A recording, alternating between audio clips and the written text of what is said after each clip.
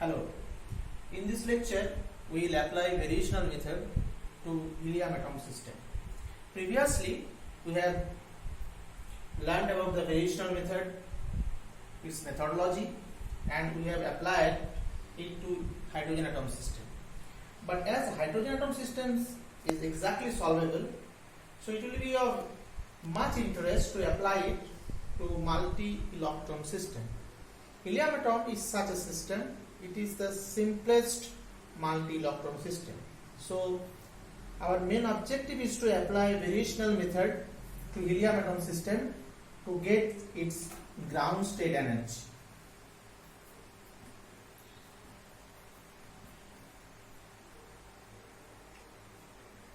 Already we know that variational method puts an upper bound to the ground state energy. That means we can get an energy that is greater than that of the exact energy. So by using a trial function, proper trial function, one can go closer to the exact value. We will try here to apply variational method and to evaluate the ground state energy of helium atom system.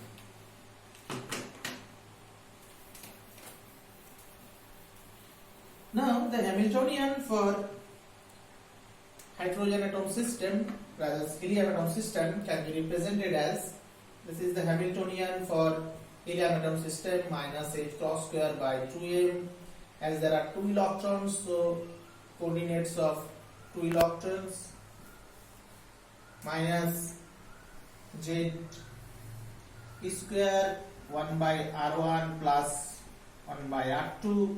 This is the nucleus electron attractive potential, and there will be third term square by r12. This is the interelectronic repulsion term. From our previous lecture, we know that this interelectronic repulsion term prevents us to solve the Schrodinger equation exactly. Previously, we have tried to calculate the energy by neglecting the term of internuclear interaction, but we get an energy that is nowhere close to the exact energy of the system. So one cannot neglect this interelectronic repulsion term. That means the 2 electrons present in the helium atom are interacting to each other. They are not independent actually. So this is the Hamiltonian for helium atom system for where Z is equal to 2. Now this interelectronic repulsion term, that means this third term, this interelectronic repulsion term, it actually reduces the nuclear charge. Reduces the nuclear charge. That means the nuclear charge felt by an electron is somewhat less than 2. So there is an effective nuclear charge. Now one can account this effective nuclear charge in trial function also. So for variation method we have to choose a trial function. Let our trial function be like that. Trial function. If we choose a function that is hydrogen like, for helium atom we can write the trial function as phi, that will be dependent on the coordinates of the 2 electrons r1 and r2. And for hydrogen atom we know that the wave function is like 1 by root pi z by a0 cube e to the power minus zr by a0. So similarly for here, one can get z by pi a0 cube e to the power minus zr1 by a0 into e to the power minus zr2 by a0. Now as I said, this nuclear charge should be replaced by the effective nuclear charge because of the presence of this interelectronic repulsion term. So here we replace this Z by Z dot, where Z dot is the effective nuclear charge.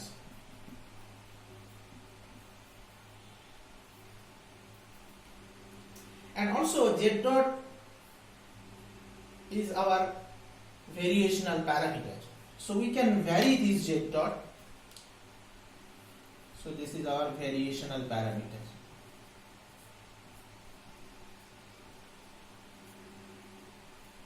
So we have chosen a trial function that contains our variational parameter Z dot. Now we will go through the procedure of variational method and obtain the minimum energy of the system. Now, as the variational parameter is Z dot, so obviously our energy term will contain the variational parameter, that means Z dot. So the obtained energy E will be a function of Z dot. Now, as our trial function is already normalized, so we just simply can write, there will be double integral because there are two electrons and there are two coordinates of the electron. So integration, double integration, phi star H operator phi d tau 1 d tau 2. Obviously the integral will be 0 to infinity in both cases. There will be no denominator because integration phi star H operator, rather phi star phi d tau is equal to 1, as the wave function is already normalized. Now one can replace the Hamiltonian here, then try to evaluate the value of the integrals. So we'll follow that procedure. So now it will be 0 to infinity, phi star H operator, will expand it H cross square by 2m del 1 square plus del 2 square minus Z square 1 by R1 plus 1 by R2 plus square by R1 2. There will be phi d tau 1 d tau 2. Now one can manipulate the expression like phi star minus H cross square by 2m del 1 square plus del 2 square minus Z square 1 by R1 plus 1 by R2. One can add a term like Z dot square by 1 plus R1 plus 1 by R2. But if one add this term, then he or she has to subtract the term also. So there will be term minus Z square 1 by R1 plus 1 by R2 square by R1 2 is already there.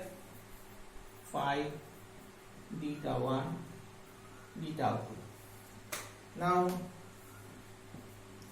this can also be represented like as minus H cross square by 2m del 1 square.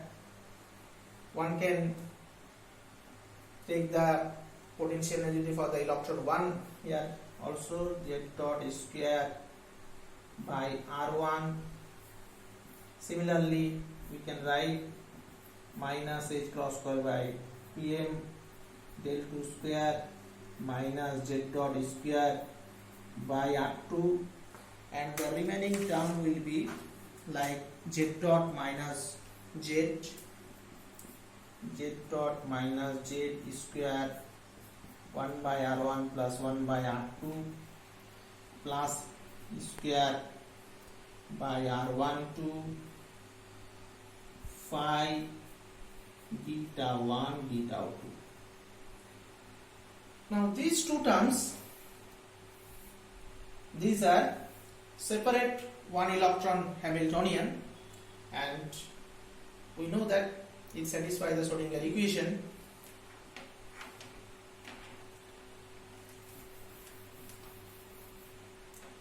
these integrals, this Hamiltonian rather, not integrals, minus h cross square by 2n del 1 square minus z dot square by r1, when applied to the phi r1 r2, it will result minus z dot square eh phi r12. So one can take the advantage of this expression and to put it here. So now the overall energy expression will be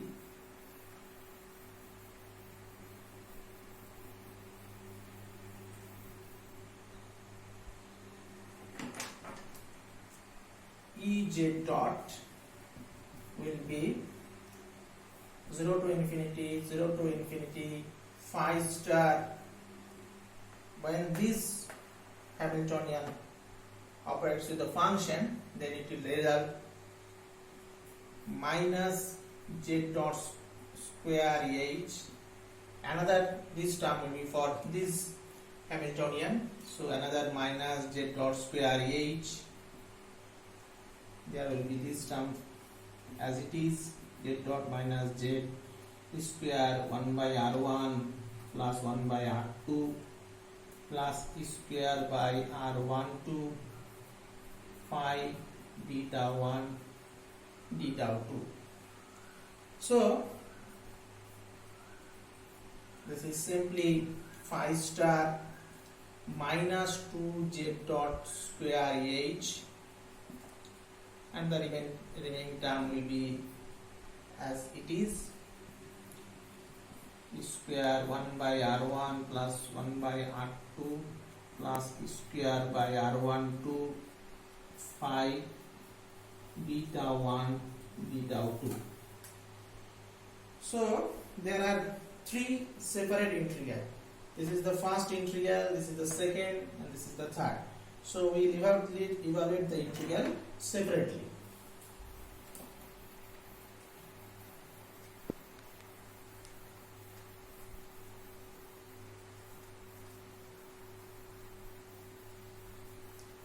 So the first integral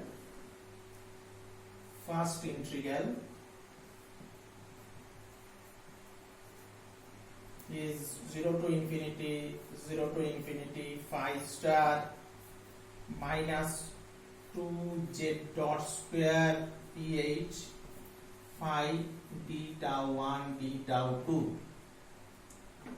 So this is relatively simple because this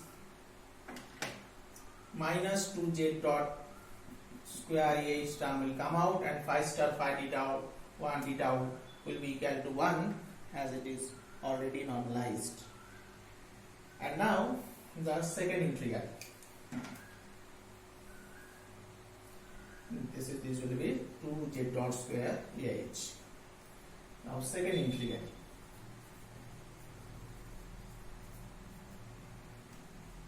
There will be term like 0 to infinity phi star z dot minus z square 1 by r1 plus 1 by r2 phi d tau 1 d tau 2.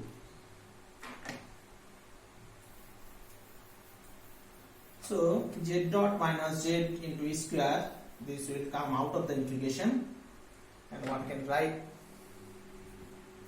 0 to infinity, one can write this term outside the integration. So z dot minus z square, and there will be phi star 1 by r1 plus 1 by r2 phi d tau 1 d tau 2.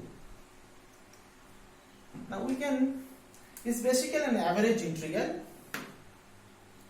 1 by r1 plus 1 by r2. So one can write it like z dot minus z square. If I write it 2 into 0 to infinity phi star phi by r1 d tau 1 and d tau 2, and the result will be z dot minus z square 2 z dot by a0. So it's simply 4 z dot minus z into EH, as EH is equal to E square by 2a0. You know that this is the hydrogen atom downstairs energy. So one can write the integral as 4 z dot minus z into EH. And now the third integral. These integrals are simple but lengthy. There is hardly any scope to discuss in details. We will do it in our tutorial classes.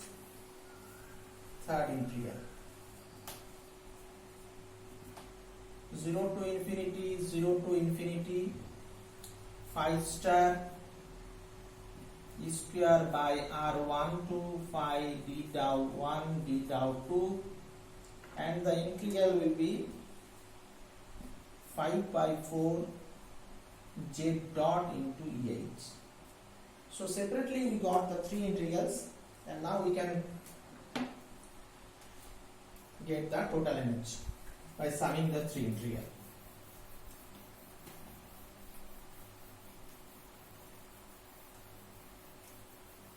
We have separately calculated the three integrals. Now we can get the total energy E function of z dot, that will be minus the first integral 2 z dot square EH plus the second integral is 4 z dot minus z into EH plus the third integral 5 by 4 z dot EH. Now we have to minimize it, minimizing with respect to z dot and putting the value equal to 0. So that will result minus 4 z dot. You have to derivative the term with respect to z dot, not z. Z dot is our variational parameter, plus 8 z dot EH minus 4 ZEH, and there will be 5 by 4 AH. So this will be equal to 0. Now combining, one can write that 4z dot minus 4z plus 5 by 4 EH is equal to 0. As EH not equal to 0, it has a definite value, so one can get a value of z dot from here. This will be equal to 0, so one can get a value of z dot is equal to z minus 5 by 16. Now this z dot is somewhat less than z, so that was our initial assumption that the effective nuclear charge is somewhat less than the standard value of 2. So this is actually the screening factor. This sigma is called screening constant. 5 by 16 term is the screening constant here. One can put the value of z dot in the energy expression to get a value of E minimum. If you put the z dot value 2 minus 5 by 16 here, then you can get a E minimum equal to minus 2 z dot square EH. 2 z dot square EH, replace z dot by z minus 5 by 16, EH by minus 13.6 electron volt for hydrogen atom, you will get a value of minus 77.48 electron volt. So this is the estimated energy of helium atom ground state using variational method. So we get a value E variation is equal to minus 77.48 electron volt, but from our previous lectures we know that the E experimental value is minus 79.0 electron volt. So the value is very much close to the exact one. So Variational method gives a very good value of the ground state energy of helium atom. So this is the power of the variation method. Variation not is a variational method. So percentage of error is almost 2%. So this is a very quite good value, and now variational method give a very close value of helium atom ground state to the exact one.